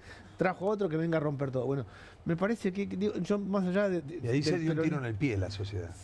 Sí, pero, estábamos en un laberinto y dijo, vení, tráelo. Esa misma sociedad le decía, ya está, ahora que venga alguien y que equilibre. Ahora hay que construir otras ideas, de verdad, nuevas. Es otra la expectativa de la sociedad también. Que el que se vayan todos, que reflejó en su momento una situación política que lamentablemente no se logró concretar en un gobierno de los trabajadores, que era la única salida para que se vayan todos, sigue siendo una consigna que para mí tiene mucha vigencia. Yo creo que en este país no hay salida si no hay un gran acontecimiento social, que ponga orden, que barra con todo lo viejo y que se plantee construir algo nuevo. En el 2001 hay que discutir que las asambleas populares discutían el tema de la deuda, de la banca, etcétera, Ojo, porque y esa es una salida también. ¿Y qué pasó con esas asambleas, no? Porque también todo ese movimiento se fue diluyendo. Se fue diluyendo, bueno, por eso claro, te digo, porque después nadie pudo capitalizar eso. El tema es si otro proceso de ese tipo cuaja. Por ejemplo, el Frente de Izquierda no existía en ese momento. Yo creo que es un factor importante. Porque el Frente de Había Izquierda, fuerzas divididas. Fuerzas divididas. Y yo creo que el Frente de Izquierda no hay que mirarlo solo porque saque el 6% acá o el 10% en una provincia, sino que es una fuerza social que tiene más representación social en los barrios, en las fábricas, en los lugares, que lo que muchas veces saca en una elección, porque las elecciones es un terreno que no es precisamente el terreno para los trabajadores, para los sectores populares, porque si no tenés 100 millones de dólares y muchas cosas, ¿no es cierto? Total. No podés intervenir no te en las mismas condiciones que el resto. Pero por abajo, nosotros venimos, por ejemplo, del fin de semana que pasó de hacer un evento con más de 500 activistas y delegados sindicales de todo el país para discutir precisamente cómo renovar los sindicatos, cómo hacerlo. Se va el evento la semana que viene. Hay fuerza social que se está organizando. Ahora, yo creo que es importante decir a la sociedad la realidad y la verdad. Si no hay medidas políticas de cambio, de shock, que toquen los intereses de los grandes grupos económicos, si no hay salida para este país. Por eso hay que tomarle la mano un poquito cuando Milei dice acá el problema es el socialismo. No. El problema es que no ha habido socialismo en este país, que no ha habido comunismo. Nos ataca porque somos los enemigos estratégicos. Sí, hasta el embajador. Ojo, el que se postula para embajador de Estados Unidos vino a decir acá, ojo, que está el problema, pero también están esos locos de izquierda que están, ¿no es cierto?, alrededor. Pero ustedes realmente creen que siempre que están hablando de ustedes, porque yo creo que cuando habla de la izquierda, habla de una especie como de masa medio indiscriminada, donde sobre todo hay kirchnerismo. Pero digo una cosa, el embajador habló del kirchnerismo y habló de la izquierda también. Sí, de algo más a la izquierda. Más a la izquierda. Sí. ¿Y quién está más a la izquierda? Y bueno, sí, claro, sí. ¿Quién está más a la izquierda que el kirchnerismo? También hay que saber que en general los embajadores por ahí ni saben, pero hay otros que no saben ni dónde queda la Argentina. Parece que está bastante informado. Yo creo que está informado. ¿Podés ir por los cables? La Mela se está informada. Yo que me toca viajar por la actividad que hago, porque soy también representante de una organización internacional, se mira mucho Argentina y no solo por Milei. Perdón, ¿qué organización representas? La Liga Internacional Socialista. Tenemos compañeros en cerca de 50 países, en todos los continentes. Y hay un proceso similar en muchos de ellos, porque no es solamente la ultraderecha que arrasa, también eso genera al mismo tiempo un revulsivo social, un contrapeso. Un revulsivo social que genera tendencia. En Estados Unidos, para mí, si vos le preguntás todas las encuestas, vos le haces una encuesta en la juventud, más del 50% se dice socialista. Ese es un fenómeno nuevo, que no ha cuajado todavía en un gobierno distinto, etcétera. Pero estamos ante cambios sociales porque el capitalismo como estructura está pasando una de sus mayores crisis y eso va a generar nuevas situaciones. Pero hay que decirle la verdad a la gente. Yo creo que el posibilismo de decirle a la gente teóricamente lo que se puede hacer, como no hay fuerza social para esto, tenés que hacer esto, nos va a llevar al fracaso completo. Yo creo que decirle la verdad a la gente. Si no se toman medidas de fondo contra la clase capitalista, que es la que gobierna, nos llevó hasta acá, no hay salida. En un sentido, y bueno, y hoy por hoy es el Frente de Izquierda que propone. Y no te invaden al otro día los yanquis, ¿no? No lo sé. Veremos cómo les va a los yanquis si quieren invadir un país como la Argentina. Veremos cómo les va, si hay un proceso de ese tipo. Preferiría que no suceda. No creo que se metan, porque no es tan fácil el tema ese, no es tan fácil. Ojalá que no. Excusas para no tomar estas medidas. Mira, yo siempre digo un tema, no sé, porque no sé qué pasaba, pero si incluso San Martín, por ejemplo, se hubiera puesto a pensar qué pasaba si creaba, ¿me entendés? Bueno, él no pensó, él lo hizo. Bueno, pero lo hizo, porque y si no tomás una actitud, ¿me entendés? De romper determinante, con determinado, ¿me entendés? Poder establecido, está jodido. Entonces, digamos, seamos directamente esclavos toda la vida. Yo no quiero ser esclavo y por eso creo que hay que rebelarse. Hay que discutir cómo construimos una fuerza para que tome esas medidas políticas, para que rompa con la deuda, impuestos a los ricos. Bueno, Si no, tenemos estamos un ídolo jodidos. común entonces. Sí, recuerdo un presidente que sufría por la angustia que debieron tener nuestros patriotas, querido Rey, cuando tenían que independizarse, ¿se acuerdan? ¿No? Claro, Bien, el presidente que no logró lograr ese logro. Exactamente, sí, uno que le cayó la bandera argentina en la cabeza en un momento así. Bueno, antes de despedirnos, me gustaría que viéramos un spot del gobierno que tiene que ver con las próximas elecciones y con, bueno, modificaciones en el sistema, ¿no? Fíjense cómo presenta el gobierno la boleta única de papel. Mira. 26 de octubre cambiamos el sistema de votación. Los argentinos elegimos con boleta única papel. Y votar con BUP es tan simple como elegir cómo querés pagar, marcar la opción correcta cuando haces un trámite o seleccionar una película para ver en casa. Sí, una sola boleta, todos los partidos. Elegís, marcás y votás. Más simple para votar, más libre para elegir. BUP, boleta única papel. Bien, aquí producción quiere que notemos algo en el spot que no sé si notaron. ¿Quieren verlo otra vez o quieren decirme algo con respecto a este spot? Yo no sé ni de qué me habla producción, pero bueno. Sí, lo primero que hace en la votación después mete un coso de pago, muy raro el concepto. Sí, comparar como el método para votar con, como mercado. Y que además con una cosa de aplicación móvil bastante avergonzante, ¿no? La publicidad. Había forma de hacerlo pedagógico sin meter el medio de pago en el medio. Sin que dé tanta vergüenza, ¿no? No hacía falta que nos mostraran cómo pagamos algo en 3 cuotas, ¿no? Fíjate que está votando y dice en 3 cuotas. 3 cuotas. Si eso no es una señal, digamos... Porque si tenía un objetivo pedagógico era mostrar el papel, decir marcás acá. Lo que te está diciendo es, mirá que estás endeudado, te vamos a conservar las 3 cuotitas.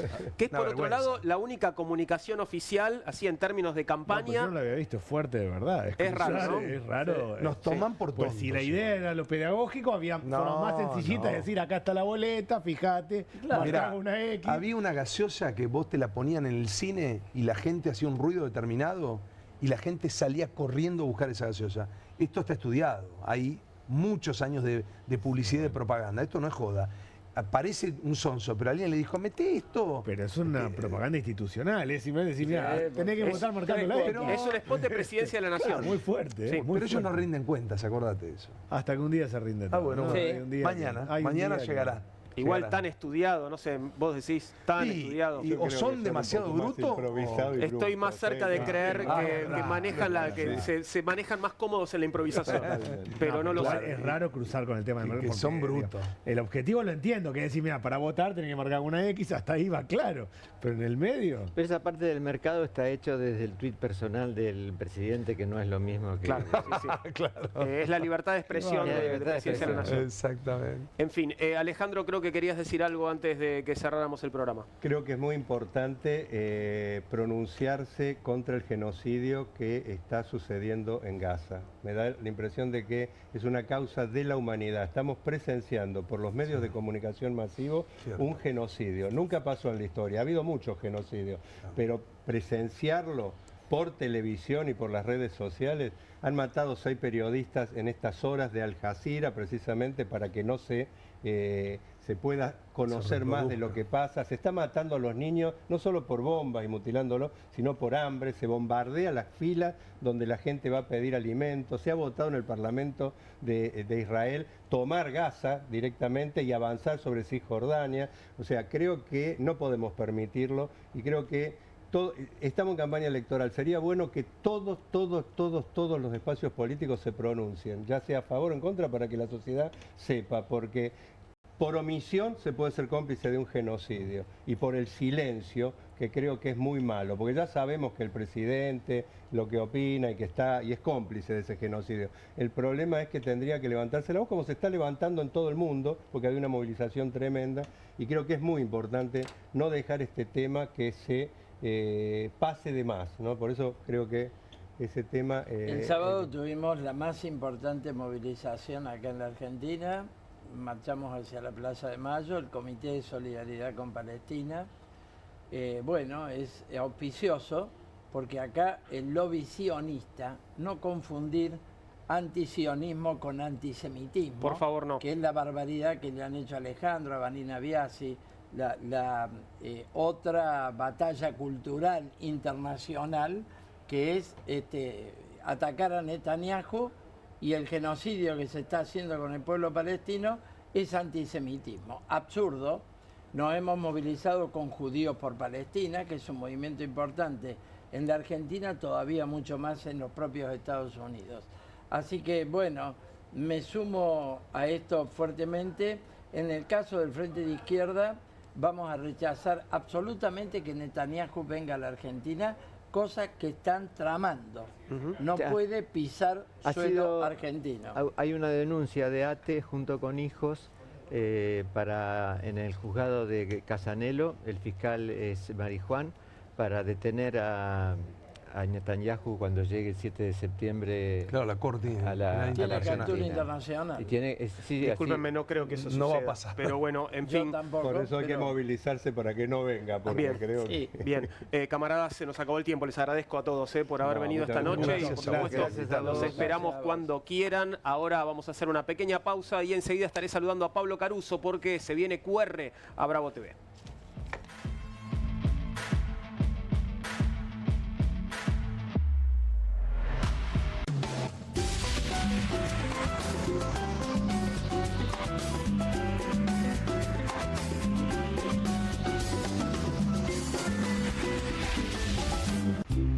Las casas usan diferentes perfumes. Eligen oler a café en la mañana, a veces a ropa recién lavada y otras a madera. Pero cuando quieren oler a limpio, eligen Prosenex. Sentí el perfume de la limpieza. Prosenex, limpieza que se siente. En casa lo cuido yo y afuera lo protege Spadol. Porque la mayor cantidad de infecciones ocurren a través de las manos y solo Spadol con su fórmula superior te provee de 12 horas de protección, asegurándote que tu familia permanezca protegida y vos sin preocupaciones. Spadol, protección que te acompaña. QR, con la conducción de Paulo Caruso y gran equipo. La síntesis del día para un público que valora el periodismo crítico. QR, de lunes a viernes a las 22 por Bravo TV. Bienvenido a todo Latinoamérica. Caras TV llegó a DirecTV, el canal de las celebridades. Entretenimiento exclusivo las 24 horas del día. Más Caras, con la conducción de Héctor Maugeri. Red Carpet, Caras News, Caras Realeza, Caras Fashion, Caras TV. Llegó a DirecTV. Contenidos exclusivos para toda Latinoamérica. Estudia en la Facultad de Comunicación y en la mayor redacción de América. USBA, Universidad del Sur de Buenos Aires. La Universidad del Grupo Perfil. Licenciatura en Comunicación Periodística. Licenciatura en Comunicación Institucional. Títulos con reconocimiento oficial y validez nacional. Inscribite a las reuniones informativas en universidad@perfil.com. Aprende comunicación dentro de un medio de comunicación. USBA, Universidad del Sur de Buenos Aires. En un mundo donde el invierno es sinónimo de frío, existe un fenómeno excepcional, el invierno cordobés. Un clima templado que da la libertad de disfrutar mucho más. Nuevos sabores, nuevas experiencias y muchas opciones para disfrutar de la naturaleza. Cómodo, un invierno con sol y un frío, pero tranqui. Vení a disfrutar el sol del invierno. Córdoba, disfruta más fácil. Seguir muchos años más depende de tus huesos. ¿Y qué tengo que hacer? Es simple. Con Simple Calcio más vitamina D, podés seguir muchos años más. 2 gomitas de Simple Vitacal en tu rutina diaria te aportan el 50% de la ingesta recomendada de calcio y vitamina D. Es simple, con el aval de Bagó y Arcor. Hay una casta superior que es los periodistas que si mienten, calumnian, injurian y dicen cualquier cosa. ¿Tenés ahí los nombres de los periodistas que tengo que meter en cana? No nos tomamos esto a la joda, como de esos periodistas mentirosos. Y dentro de la cancha vale todo, que la vayan a buscar, la tienen adentro. Soy un abanderado de la batalla cultural, pero los imbéciles con déficit de IQ doméstico, ¡ay, no, miedo! Mientras que las imbéciles de los periodistas... ¿Sabes la cantidad de periodistas que tengo para mandar a la hoguera? Las mentiras de los medios. Y periodistas ensobrados, operadores, basuras. No me venga con que son inocentes. No digo que sean tan malos como los periodistas. Digamos, raya el mal gusto propio de cerdos. Creo que es una ofensa decirle periodista así. Milei odia al periodismo. Nosotros amamos al periodismo. Suscríbete a perfil.com.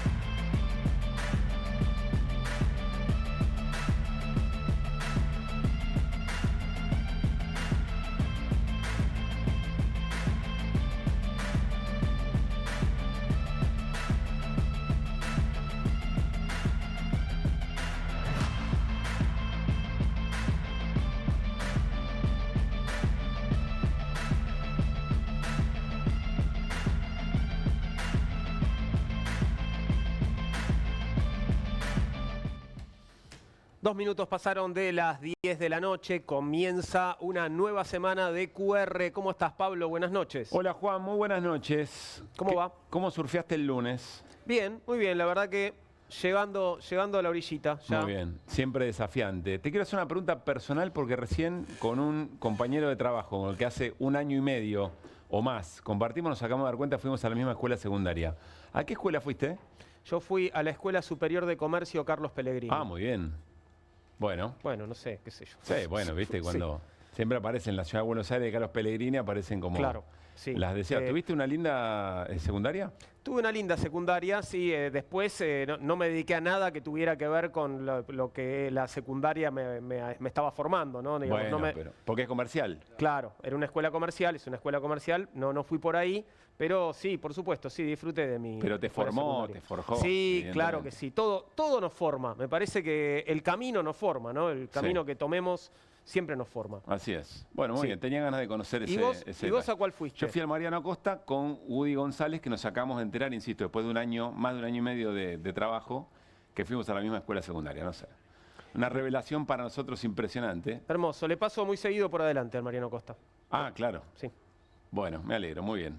Bueno, Juan, te trajimos como siempre algo para disfrutar. Yo, francamente, no lo vi, apenas por arriba. El protagonista es Diego Guelar. Sí, claro. Ex embajador del gobierno de Mauricio Macri en Estados Unidos, también ex embajador en China. Sí, claro. Y en su momento también funcionario de Carlos, ¿no? En los 90. Exactamente. Y antes algunas otras aventuras también de otros espacios, ¿viste? En el amplio arco de algunos dirigentes. Sí, claro, la curva, la trayectoria que en general va de izquierda a derecha, ¿no? Sí.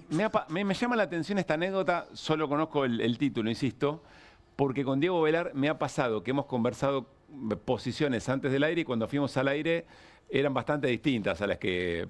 Pero más allá de eso, por eso me sorprende mucho lo que vamos a ver a continuación. Si te parece, adelante. A ver. ¿Quién le puso ese último cajón al PRO? ¿Quién? Mauricio Macri, sin lugar a duda. Es el responsable. Sin lugar a duda. Para ser claro, lo voy a decir como acá estamos entre nosotros. Un reverendo hijo de puta.